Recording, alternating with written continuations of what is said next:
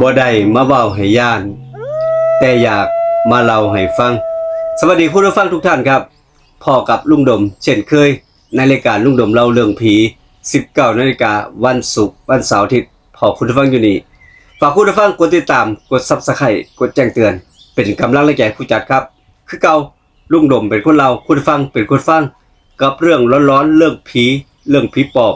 เรื่องผีฟ้าเรื่องอาถรรพ์เรื่องวิญญาณพอคุณผู้ฟังอยู่นี่มื้อนี้ลุงดมพาคุณผู้ฟังไปฟังเรื่องเล่าที่เป็นตำนานเกี่ยวกับเรื่องผีเป้านอกจากผีปอบผีฟ้าผีกระสือก็ยังมีผีเป้าครับคุณผู้ฟังเรื่องราวเกิดขึ้นอยู่ที่ภาคอีสานคืนนั้นฝนเพิ่งตกไปไม่หมาดๆฝนฝ่าไหม้ครับลมพัดเย็นๆจากทุ่งนาพัดเอากินดินกินหญ้าโชยเข้ามาในหมู่บ้านเสียงกบเสียงเขียดห้องดังระงมบ่ได้หยุดตอนนั้นฟ้าฝนใหม่เหมือนมันกำลังบอกให้ไทบ้านรับรู้เอียงจากอย่างหนึ่งตอนนั้นหลังจากเหตุการณ์ในคืนนั้นคืนที่ไทบ้านเพิ่นเว้าว่าเห็นยายมากัดกบโตเป็นๆอยู่แถวชายป่าข้างปราสาทข่าวลือเริ่มกระจายไปทั่วหมู่บ้านแห่งนั้นแต่บ่มีผู้ใดกล้าเว้าตรงๆบ่มีผู้ใดกล้าพาดพิงสื่อใหญ่มาต่อหน้าต่อตาเพราะว่าย่านสิ่งที่มองบ่เห็นเพราะสมัยนั้นคนอีสานย่านคำเว้าย่านไปกระทบกระเทือนของต่ำของสกปรกของเล่นลับขึ้นถัดมาครับเป็ดไก่ของไทบ้านเริ่มหายไปทีละโต2 โตตอนเช้ามาเจอแต่กองขนกองเลือดอยู่หลังยุ่งเข่าบางบ้านเจอรอยเท้าเปื้อนข้นน้อยๆเหมือนกับมีคนลากเท้าเดินอยู่วนๆอยู่แถวนั้นแถวคอกไก่นั่นแหละบ่มีรอยหมาบ่มีรอยหมาป่าบ่มีรอยสัตว์ใหญ่ครับมีแต่รอยเท้าแปลกๆกับรอยเล็บขูดข่วนอยู่ข้างๆเหล่าไก่เป็นทางยาวไทบ้านเริ่มเว้ากันว่าหรือว่าสิเป็นปอบบ่แม่นดอกอีกคนหนึ่งวางสิครับปอบมันกินตับกินไส้เด้อแล้วถ้าบ่เป็นปอบล่ะเป็นหยังล่ะผีเป้าตัวคำว่าผีเป้าเฮ็ดเอาคนเฒ่าคนแก่หลายคนในหมู่บ้านหน้าซีดเลยทีเดียวเป็นหยังล่ะครับเพิ่นย้านติผีเป้าตามความเชื่อของคนอีสานโบราณเพิ่นว่าคือผีที่สิงอยู่ในตัวคนแก่โดยที่คนคนนั้นเป็นคนที่โดดเดี่ยวมักออกหากินกลางคืนกินของสดกินเลือดกินสัตว์น้อยๆและสิค่อยๆดูดพลังชีวิต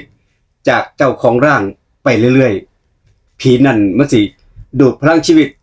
จากคนนั่นแหละครับคนที่โดนผีสิงผีเป่าสิงนั่นแหละไปเรื่อยๆในที่สุดก็ตายผู้ใหญ่บ้านในสมัยนั้นเป็นชายวัยกลางคนใจถึงพึงได้เพิ่นว่าพอเกิดเรื่องขึ้นเรื่องคนเว้านักหูขึ้นคนก็ไปฟ้องไปรายงานแล้วก็สั่งการให้ตีกองตีไม้ประชุมไทบ้านบอกให้ไทบ้านให้เฝ้าระวังให้จัดเว้นจัดยามเสียงกองไม้ดังไปทั่วทุ่งนาเพิ่นเอิ้นไทบ้านมาประชุมกันผู้ใหญ่บ้านเอิ้นไทบ้านมาร่วมตัวกันใต้ต้นมะขามหน้าบ้านเพิ่นนั่นแหละครับผู้ใหญ่บ้านเว้าด้วยเสียงเคร่งเครียดว่าเรื่องเป็ดไก่หายมันบ่แม่นเรื่องธรรมดาเด้อพวกเจ้ามื้อนี้ได้จัดเว้นจัดยามกันบ่ข้อยสิจัดเว้นจัดยามให้พวกเจ้าซุ่มเฝ้าเบิ่งรอบๆหมู่บ้านเหตุการณ์จังไดเกิดขึ้นพวกเจ้าให้มารายงานข่อยเด้อไผเห็นอีหยังผิดปกติให้เอิ้นถามให้เอิ้นห้องกันทันทีอย่าปล่อยปละละเลยไว้ผู้ใดก็บ่ต้องไว้นะบ่มีผู้ใดเว้าสื่อใหญ่มาออกมาตรงๆแต่ทุกคนคิดคือกันอยู่ในใจนั่นเองคืนนั้นฟ้ามืดสนิทบ่มีเดือนบ่มีดาวมีแต่แสงตะเกียงแสงขีไต้จุดตามบ้าน ห่างๆกัน เห็นแสงไฟลิบลีครับชายหนุ่ม4-5 คนแอบสุ่มอยู่แถวๆเหล่าไก่ท้ายหมู่บ้าน เวลาล่วงเลยไปเกือบเที่ยงคืนจู่ๆก็ได้ยินเสียงคือข่ายคนเหยียบกิ่งไม้ดังกรอบแกรบกรอบแกรบดังมาข้างๆเหล่าไก่เหมือนเสียงคนลากเท่ายางอยู่บนดินเปียกๆทุกคนในนั้นกั้นลมหายใจเห็นเงาดำๆเงาหนึ่ง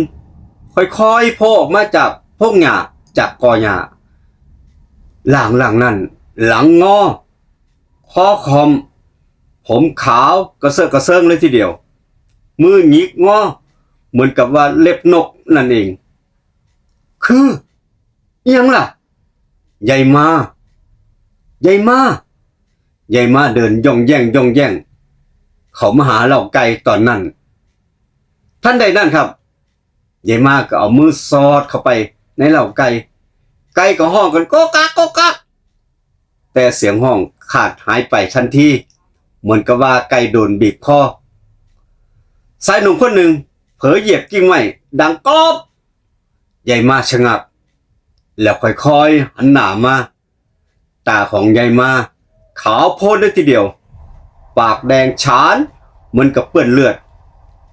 ยายมายิ้มทันทีมีเลือดไหลออกจากปากมุมปากนั่นเองมันเป็นจริงๆผีอีหลีโว้ยชายหนุ่ม4-5 คนนั่นแหละห้องลั่นทุกคนแลนแตกตาหน้าตาตื่นยายมาบ่ได้แลนครับแต่กับย่างเลี้ยวผิดมนุษย์ผิดมนาก้าวขาเหย้าผิดจังหวะเหมือนกับคนตกเบาๆนั่นแหละครับเหมือนคนที่ตกเบาเท่าบ่ถึงพื้นยายมาหัวเราะเสียงเงียบแหบเหือดในลำคอหิวหลายชายหนุ่มเอาคบขีดไตนี่แหละครับขว้างใส่ยายมาในตอนนั้นโดนตัวยายมาขี่ไตอันนั้นขี่ไฟอันนั้นแหละครับแต่ยายมาบ่ห้องบ่สะดุ้งแค่หันหน้ามามองตาเขม็งเลยทีเดียวเสาร์มือถัดมาครับคุณผู้ฟังผู้ใหญ่บ้านส่งคนไปเบิงไปตามหมอคำลาหมอผีแก้กล้าจากหมู่บ้านถัดไปหมู่บ้านอื่นหมอผีคนนี้หมอผีคำลามาถึงหมู่บ้านแห่งนี้พอย่างผ่านหน้าบ้านใหญ่มาเท่านั้นแหละแล้วหยุดทันทีบ้านหลังนี้ของมันแห้งเว้ยมีของหลายบ้านหลังนี้และกลางดึกคืนนั้นหมอคำลาทำพิธีจุดธูปเทียนโปรยข้าวสารแฝนตะกรุดแล้วเว้าเสียงเบาๆว่าผีเป้ามันสิงอยู่ในร่างใหญ่มาอีหลีถ้าว่าขับออกไปมันสิฆ่าคนในหมู่บ้านตายกันทั้งหมู่บ้านเลยพวกเจ้าคืนนั้นเป็นพิธีการสะเดาะผียายมานี่มื้อนั้นหมอผีเริ่มเฮ็ดพิธีการยายมาดิ้นทุรนทุรายอยู่ในบ้านหลังนั้นร้องโหยหวนเหมือนคนแบบเป็นคนสองร่างซ่อนอยู่ในร่างของยายมานั่นเองเสียงหนึ่งเป็นยายมาห้องอีกเสียงหนึ่งแหบต่ำบ่เป็นคนสุดท้ายยายมาก็แน่นิ่งไปเศร้ามือต่อมายายมาตายอ้าวแต่เรื่องนี้บ่จบ3 คืนถัดมาไทบ้านได้ยินเสียงยางลากเท่ารอบหมู่บ้านเกิดอีหยังขึ้นอีกแล้วและมีเสียงคนแก่เสียงแหบๆกระซิบเบาๆข้างหูคนที่นอนอยู่ใกล้ๆหน้าต่างนั่นแหละว่าหิวอันนี้ก็เป็นเรื่องที่เกิดขึ้นที่เป้าที่มันสิงเขาอยู่ร่างใหญ่มากครับกลายเป็นเรื่องร้อนๆ เรื่องที่เป็นตำนานเล่าขานกันสืบต่อกันมาหลายชั่วอายุคนกับผีเป้าใหญ่มานั่นเองเรื่องราวเกิดขึ้นอยู่ที่ภาคอีสานครับคุณผู้ฟังท่านใดที่เห็นเป็นจังไดมีความเห็นจังไดมาเล่าสู่กันฟังกับผีเป้าใหญ่มาหรือว่าทุกท่านไปพ่อมาแบบใดมาบอกสู่กันฟังครับคอมเมนต์มาใต้คลิปนี้ได้ขอบคุณอีกครั้งหนึ่งของบันทึกเสียงลูกทุ่งเรคคอร์ดเล่าโดยลุงดมเล่าเรื่องผีมื้อนี้ถือโอกาสลาทุกท่านไปก่อนเจอกันคลิปหน้าอีพีหน้าครับมื้อนี้ไปก่อนสวัสดีครับ